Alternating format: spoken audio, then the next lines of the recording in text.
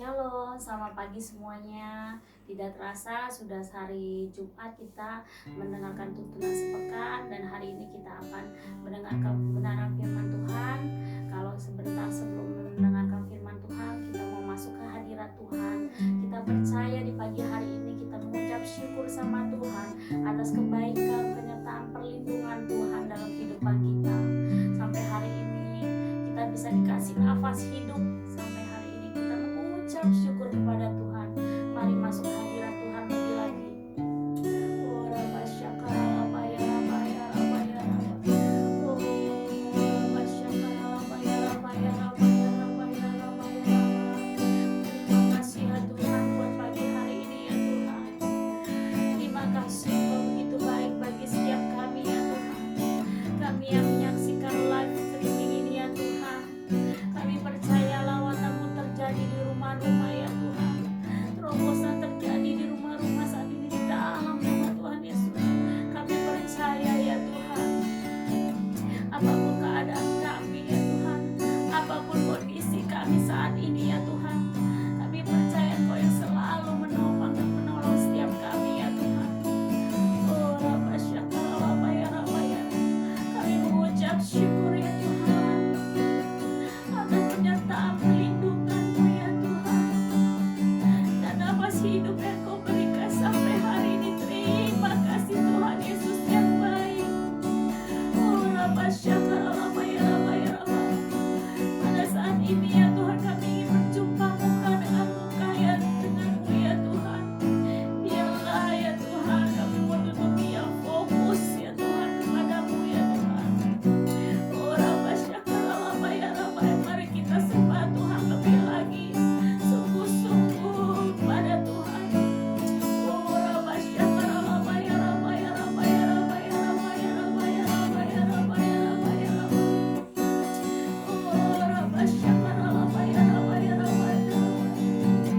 Oh mari sembah Tuhan lebih lagi. Ya Rabba Syakara, Rabba ya, Rabba ya. Terima kasih Tuhan.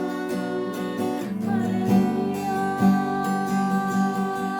Haleluya. Ya Rabba Syakara, apapun yang terjadi kita katakan dari awal.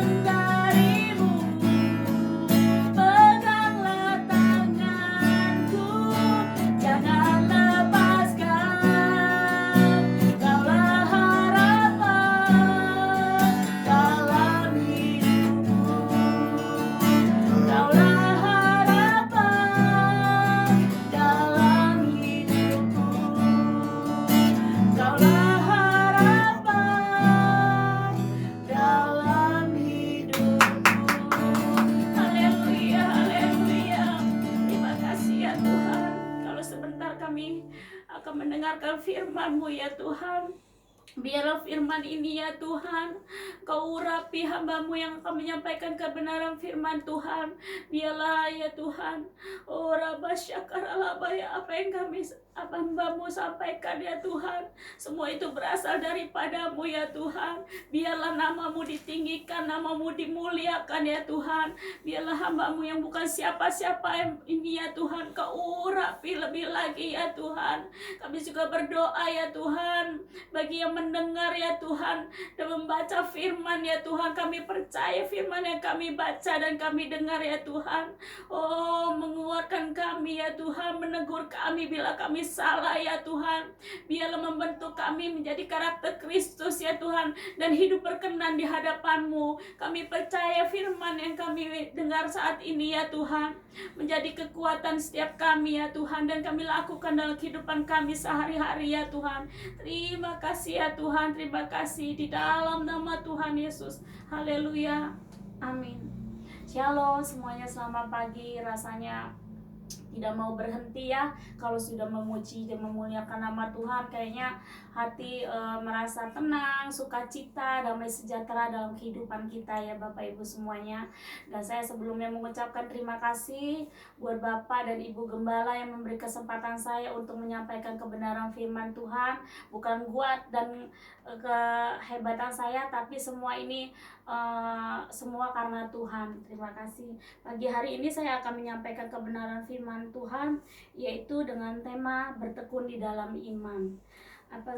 Bertekun di dalam iman, di sini kita bisa melihat awalnya apa sih arti iman itu. Kita bisa baca di Ibrani 11 ayat 1. Saya akan bacakan di Ibrani 11 ayat 1.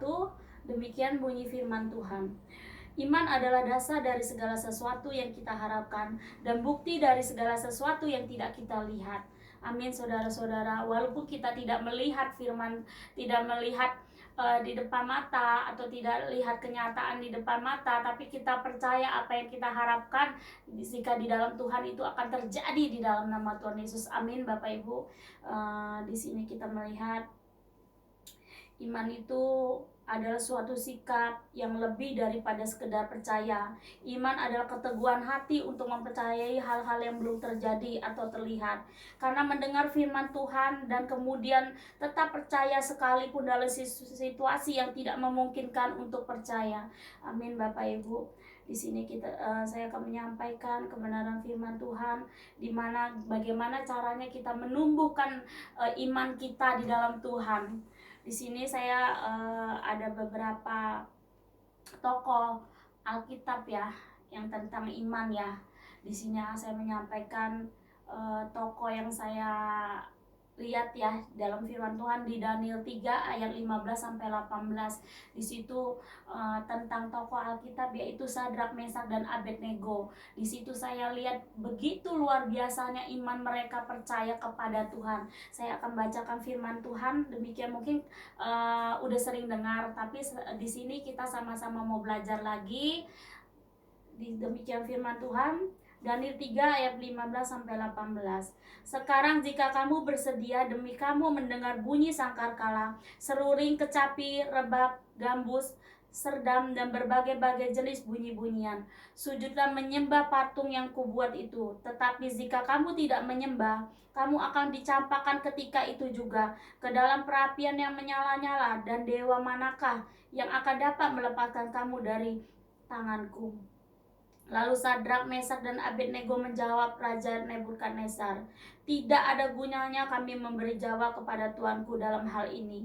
Jika Allah kami yang kami puja sanggup melepaskan kami, maka ia akan melepaskan kami dari perapian yang menyala-nyala dan dari dalam tanganmu, Raja. Tetapi seandainya tidak, hendaklah Tuanku mengetahui ya Raja, bahwa kami tidak akan memuja dewa Tuanku dan tidak akan menyembah patung emas Tuanku dirikan itu. Amin saudara-saudara.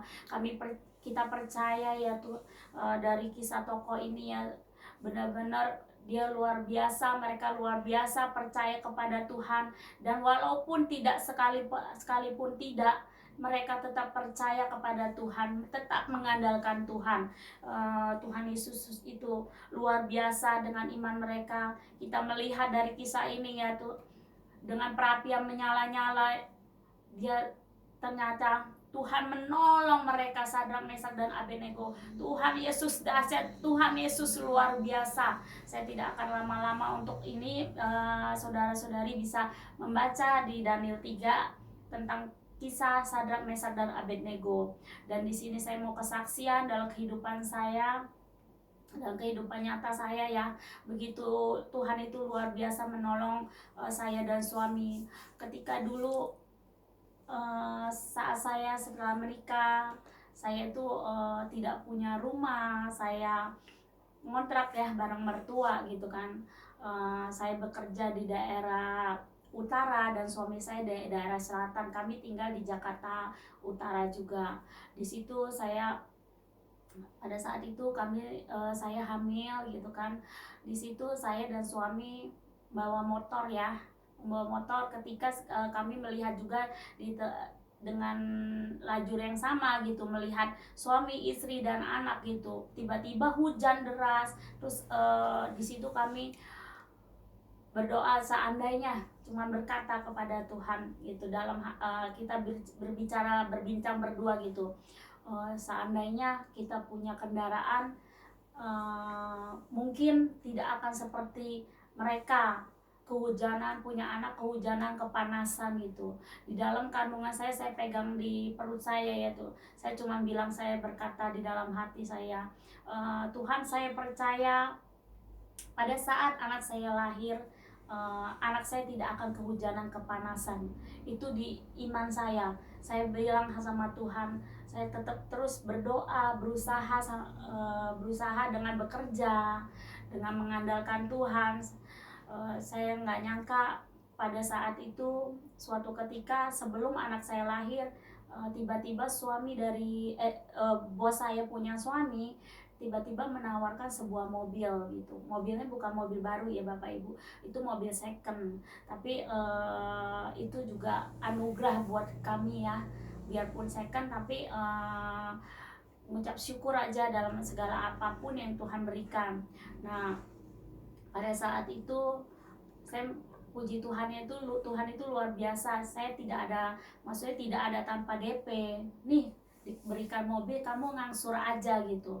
Dan angsuran mobil itu sekitar 2 jutaan, 19 sekian, hampir 2 juta Bapak Ibu. Di situ sedangkan gaji saya dan suami itu cuma 1.250.000, kali 2 aja baru 2.500.000. Sedangkan mau ngangsur mobil 2 juta. Kita mikir tuh, mungkin gak sih, sanggup gak sih gitu, kita bisa bayar per bulannya gitu kan.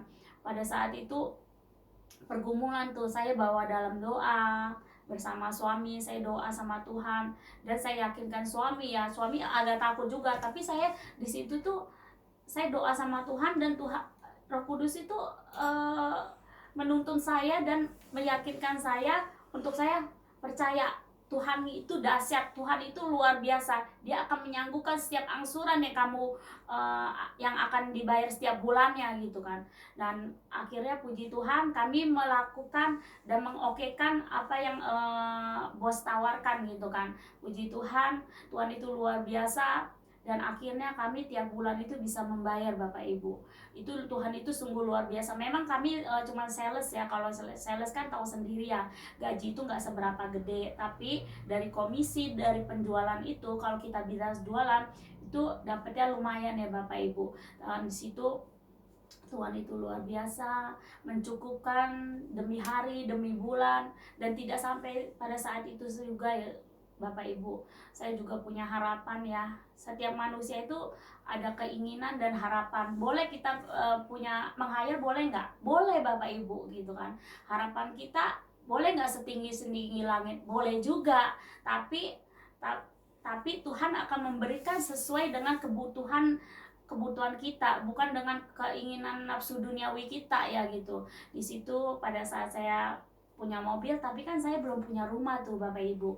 Terus saya berdoa lagi kembali sama Tuhan, saya beriman, Tuhan saya percaya Tuhan akan berikan rumah buat kami. Walaupun terkadang mikir gaji cuma segitu ya, bagaimana sedangkan rumah itu ratusan juta bahkan miliaran gitu. Kayaknya logika manusia itu nggak mungkin, ini nggak mungkin gitu, mau ngumpulin sampai berapa gitu kan.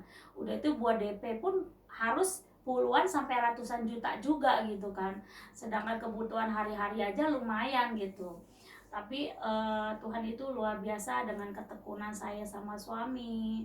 Biarpun lelah-lelah, saya percaya uh, dalam mewujudkan apa yang menjadi impian kita itu tuh butuh proses Bapak Ibu. Prosesnya nggak gampang gitu loh, dimana kita harus berjerih lelah.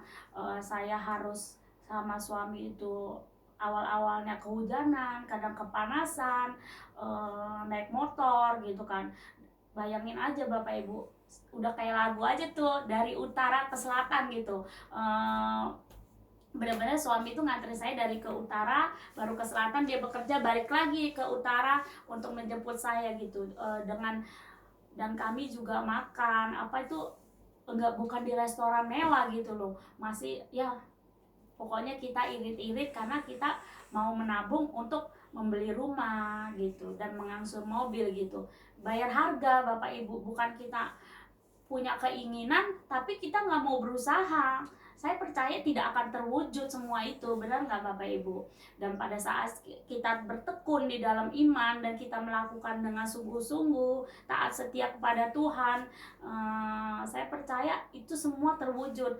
Dan yang luar biasanya itu, saya nggak nyangka saya dan suami itu nikah baru 2009 kami menikah, 2010 kami punya anak, dan 2010 juga itu tuh saya nggak nyangka Tuhan itu luar biasa menyediakan, memberikan rumah buat kami. Itu benar-benar saya itu anugerah terbesar dalam kehidupan kami ya, yang tadinya kami nggak punya apa-apa, kami ngontrak gitu.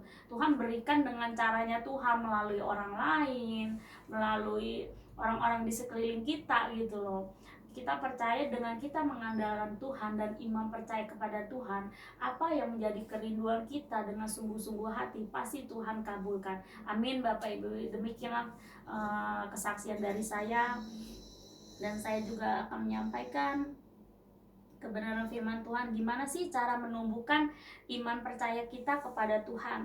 Yang pertama itu hakikat iman. Iman adalah sikap hati, keputusan dan tindakan dalam percaya dan taat kepada Tuhan. Kita memilih hal-hal itu sekalipun seringkali berlawanan dengan logika manusia. Pertumbuhan iman itu dari mana ya? Pertumbuhan iman itu iman itu timbul dari pendengaran akan firman Tuhan. Apa sih pendengaran firman Tuhan itu? Ya firman yang kita baca dan kita dengar dari hamba-hamba Tuhan yang menyampaikan kebenaran firman yang dapat menguatkan dan menimbulkan iman kita lebih lagi. Yang kedua itu iman itu bertumbuh dari kesukaran. Kesukaran itu apa? Misalnya dalam pergumulan hidup gitu kan, dalam apa yang kita alamin, tetap kita mengucap syukur dan kita percaya kepada Tuhan.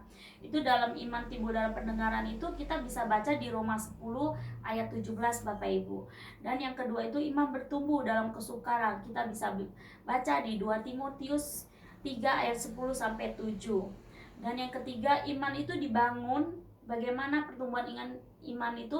Iman itu dibangun saat kita berdoa dalam bahasa roh. Kita bisa baca di 1 Korintus 14 ayat 4 dan Yudas 20. Kita percaya dengan kita menumbuhkan iman kita.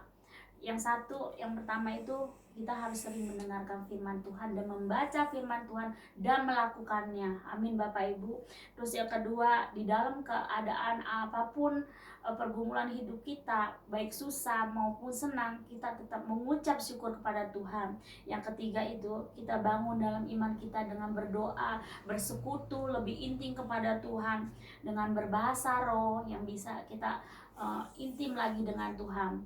Demikianlah firman Tuhan. Mungkin penyampaian saya terbatas, tapi saya percaya Tuhan menyampaikan lebih tak terbatas lagi, kuasa Tuhan tidak terbatas buat kita mengerti akan kebenaran firman Tuhan di pagi hari ini.